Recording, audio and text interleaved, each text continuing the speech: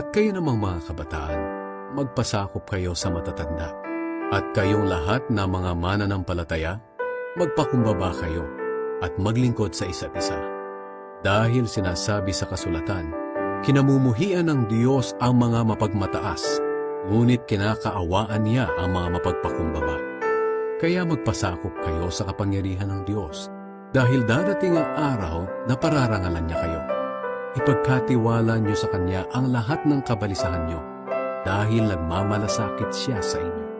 Kumanda kayo at mag-ingat, dahil ang kaaway ninyong si Satanas ay umaali-aligid na parang liyong umaatungal at naghahanap ng malalapat. Patatagin ninyo ang inyong pananampalataya sa Diyos at labanan ninyo si Satanas.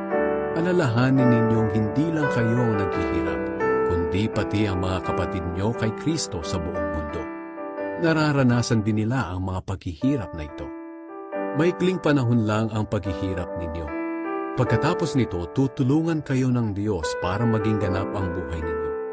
At siya rin ang magpapatatag at magpapalakas sa inyo, dahil siya ang pinagmumula ng lahat ng pagpapala. Pinili niya kayo upang makabahagi rin sa walang hanggang kaluwalhatian niya sa pamamagitan ng pakikipag-isa ninyo kay Kristo. Purihin siya sa kapangyarihan niyang walang hanggan. Amen.